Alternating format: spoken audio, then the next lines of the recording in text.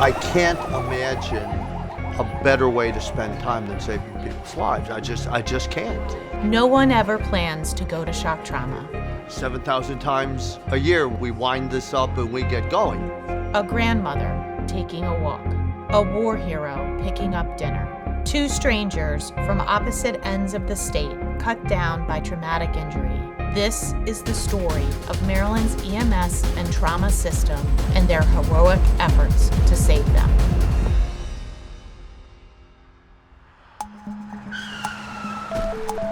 Baltimore County 911, what's the address of your emergency? Address is the corner of Smith Avenue and Green Spring Avenue. We just saw someone hit by a car. The pedestrian went over the car base, on the hood of the car and on the roof. I'm getting help started. Stay on the line. She's crumpled on the side of the street. So I ran over to her, and I thought, this can't be. This can't be. You know, this is a dream. It's a nightmare. It just can't be. Medicating copy and respond 2-17. Pedestrian struck at Smith Avenue and Green Spring Avenue. The striking vehicle fled Smith Avenue towards the city, gray Nissan Sentra. Have units start KM. Ellen was in the middle of the street and she had blood coming from her head. A patient with those kinds of injuries, she absolutely needed to go to shock trauma. Chances of full recovery were very, very low, in my opinion, at the time, based on how she was presenting.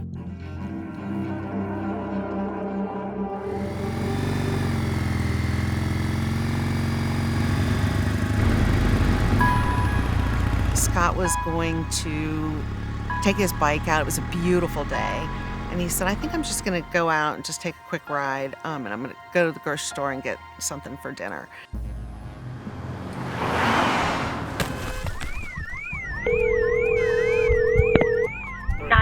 What's the address of the emergency? Hi, this is going to be at Garrett's Mill and 67.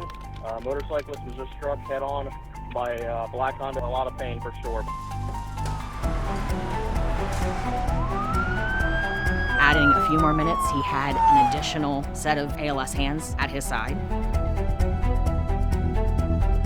That first arriving medic realized what he had and realized what he needed and called, I believe, before he even got on scene and asked for a helicopter. So not only are we thinking the obvious broken bones, everything else, we're also thinking internal injuries, neurological, the gamut, the full gamut. So it's kind of almost your worst case scenario. There was only one place that Scott needed to get, and that was to Baltimore Shock Trauma. Scott was gone probably 20 minutes before I received a call. Your husband's been in a motorcycle accident, and I wanted to help you to get here. And I wanted her to have that opportunity to at least say goodbye. Then I just remember standing in the middle of the road, of the intersection, and just on my knees praying. Initial thought as that helicopter took off was, I don't know that he'll survive, and this is the one chance that I will say I hope to God I'm wrong. Almost 7,000 patients a year arrive at shock trauma. While a remarkable 95% of them will survive, sadly, some are simply too sick to save. But the shock trauma team never stops trying. Miss Lightman got here terribly injured in profound hemorrhagic shock with injuries to her chest and to her pelvis and to her spine and losing blood from many, many areas. An MTE, massive transfusion event, for anybody that would require very rapid and a lot of blood resuscitation, so a lot of blood products. She had just massive amounts of damage and injury to her trunk and her lungs. She had some bleeding in her brain, she had a bunch of spinal fractures, she had pelvic fractures, pelvic displacement, she had a bunch of rib fractures and bleeding inside of the lungs with collapsed lungs and some bleeding inside of her pelvis as well. It was pretty clear that she had a problem with one of her heart valves, and that turned out to make things far, far more complicated. It was already complicated, now it was really complicated. I knew that she had a tremendous battle just to get over the injuries from the trauma, but to add onto that a heart that was faulty and that she could go into failure at any moment. And I knew what that meant as a physician. That to me was the hardest moment for me to deal with. I had some complicated conversations with the family because it was not clear to me that we were going to get her through this. Shock trauma nurse on line for information. Trooper 3's en route with a 20-minute ETA with a 52-year-old male who's involved in a motor vehicle collision, head-on, motorcycle, wearing a helmet. He was thrown 80-something feet. He was tachycardic, he was breathing rapidly, he was very pale. As he was in deep shock, we needed to establish reliable IV access and initiate a massive transfusion protocol. His shock was a combination of blood loss, but also he ruptured a diaphragm. So he had torn the muscle that separates the chest from the abdomen, and his abdominal contents had gone into his chest, and that puts pressure on your heart, and that's a real emergency to get things back where they belong. We elected to place a balloon into his aorta to actually help control the potential blood loss and give us an opportunity to make plans for the operating room. So we immediately put a REBOA, retrograde endovascular balloon occlusion device, into his aorta. We discovered very quickly that he was insensate from his mid-abdomen down, and that often indicates a devastating spinal injury. I just remember him saying, if he makes it, he's going to be paralyzed. And I remember saying, you're not serious. And he said, I'm very serious. I was consulted by the trauma service for help in managing sort of mangled right lower extremity as well as his open book pelvic ring injury. We proceeded with putting a definitive plate across the front of his pelvis and a long, what we call transiliac screw across the back of his pelvis. So his pelvis on the first night was essentially definitively fixed and reduced. But he also had this horrible open tibia fracture on the right side, as well as a knee laceration into his left knee. He started to actually, in the operating room, have a significant rise in his potassium, which was really concerning. His leg was potentially a bit of a liability. We were all just focused on trying to keep him alive. The detective work here is trying to figure out where the injury is, which of the injuries are the most important, and then create an order in which we're going to address them. That was true with Scott, that was true with Helen. She went to the ICU and she was not doing very well. She was coughing up a huge amount of blood. That really made this harder. But her heart really wasn't working at all, and her lungs weren't working, and that's a bad combination. So we put her on the VV ECMO machine to rest her lungs while we resolved those issues. Being on a ECMO machine is very serious. It's a last resort of helping patient to get better. You're fighting time. She has a limited amount of time to get better. And if she doesn't, the game's over. Scott came up to the multi-trauma unit after his initial surgery. He had some worsening kidney function and had to go on dialysis. It was becoming clear that that leg was actually starting to be his enemy. Dead tissue, potential infection, and a mangled extremity that really probably doesn't have any hope of functional salvage. And you have to make the decision, it's, life versus limb. And I said, do you promise me that you won't take his leg unless it's absolutely necessary? And he said, 100%.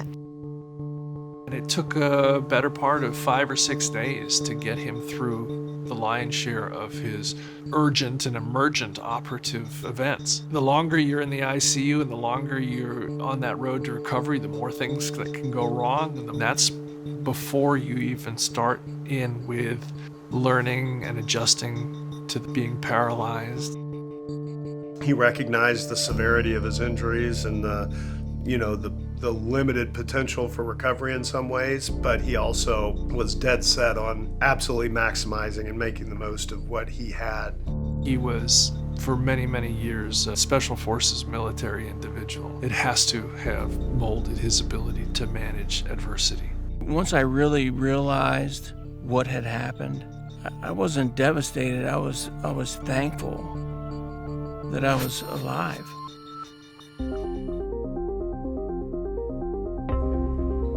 Age is always a factor in deconditioning and recovery through a critical illness like this. Luckily, Ellen is somebody who was extremely active. She was always pushing to do more and wanted to just keep going, keep pushing, keep getting back to her normal. You knew that she was gonna kick this thing in the butt. I really feel my life is great.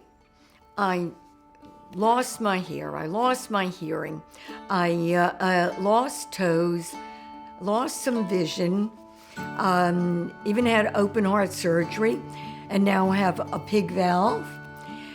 Life is great, and I'm happy. And I think when you go through a trauma like this, it just puts things in, it knocked some sense into me, is what it did. And you appreciate the simplest things. I think her recovery matches her personality, just full of spunk. She got to the right place with the right people who could do the right procedures and have the skills and practice those skills frequently and refine them, and that really put her at an advantage. Ellen was here for about 30 days and she made tremendous progress while she was here, but the road doesn't end there at that 30 days. Once she left shock trauma and returned home, you still have home therapy, and then that will eventually progress to outpatient therapy as she continues to recover and improve. Scott was at shock trauma for 31 days, and then he was eventually discharged to Umroy, which is a rehab facility. So when Scott first came to us, he had probably about more than 17 procedures at shock trauma. So he came to us pretty sick. He had bilateral nephrostomy tubes. He had an external fixator for his right radius fracture. He had weight-bearing restrictions on his right arm and both his lowers. He had a through knee amputation on the right, and he was non-weight-bearing on both his extremities. He was paralyzed from his waist down from the spinal cord injury. He had a peg, and he had some abdominal wounds as well. And, to top it all, he had extreme pain. Mentally, he's strong. He's a strong person. He doesn't lose his hope. But despite all he was going through, he was very tough. I could tell the days that he was having a lot of pain and was really struggling. I would just offer him, a break or whatever, and he would just want to just keep going. I just want to give a shout out to his wife, Laura. I mean, she was his angel of hope and encouragement. She would be there every day during his therapy sessions, work with him, learn his care. This was my new full-time job, is to make sure that I knew how to do what I needed to do to take care of him. Beautiful. Life hands you lemons. Most of us talk about lemonades. I think he made champagne. It's amazing where we were almost 2 years ago to where we are today is unbelievable. The progress that he's made has been tremendous. We're really hoping, and I really believe that there's more walking to be had and more progress to be made. I thank God every day, that I wake up. I'm blessed to have landed on the roof of that hospital on that day in June. Truly. One last one. Focus. And you're rocking. And you're rocking. Her recovery has been full of miracles, one of which was that day they took her to shock trauma. They did not take her to the nearest hospital, and that's what we owe her life to. You are kidding me. I would not be here had it not been First, the ambulance and paramedics who helped me. What did you do? You said, Ellen, pull yourself together and let's get out of here? Something like that. And then everybody at Shock Trauma, led by Dr. Scalea. It's an extraordinary experience to be here, to laud their efforts worldwide. We're the Shock Trauma Center. We are Maryland. The system of care in Maryland is unparalleled.